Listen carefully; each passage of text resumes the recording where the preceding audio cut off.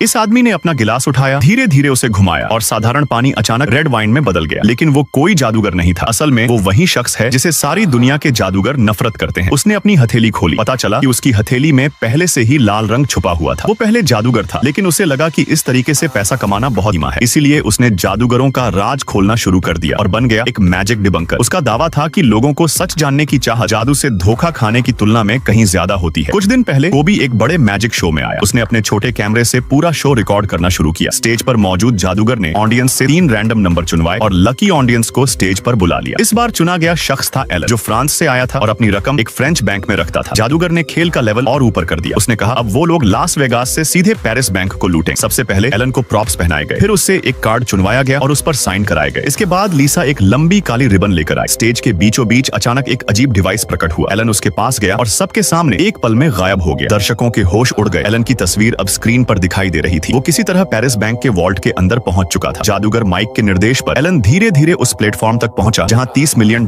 की नकदी रखी थी। उसने वो कार्ड निकाला जिस पर उसका साइन था, उसे शो का टिकट लपेटकर पैसों के ढेर की दरार में फेंक दिया। उसी वक्त पेरिस बैंक के गार्ड और मैनेजर वॉल्ट की जांच करने पहुंचे। तभी वहां कुछ अजीब हुआ। वॉल्ट की जमीन से नोट उठकर तेजी से छत की वेंटिलेशन पाइप में खींचने लगे। पैसे पाइपों से तेज रफ्तार में बहकर सीधे लास वेगास शो में पहुंच गए। बैंक स्टाफ जब वॉल्ट तक पहुंचा तो वहां न एलन था न पैसे, बस वही कार्ड और टिकट पड़े थे। उधर लास वेगास के शो में नोट हवा में उड़ रहे थे और लोग पागल होकर तालियां बजा रहे थे। इतना बड़ा बैंक डकैती जैसा जादू इंटरनेशनल FBI का ध्यान खींचना ही था। पुलिस ने चारों जादूगरों को गिरफ्तार कर लिया, लेकिन अदालत उन्हें दोषी साबित नहीं कर सकी, क्योंकि उस रात के दसियों हजार दर्शक गवाही देने को तैयार थे कि जादूगर पूरे समय स्टेज पर थे। अगर उन्हें सजा दी जाती तो इसका मतलब होता कि जादू सचमुच अस्तित्व में है। नतीजा ये हुआ कि पुलिस के पास सबूतों की कमी के चलते उन्हें छोड़ना पड़ा। असल में ये सबकी सच्चाई बताने वाला कोई और था।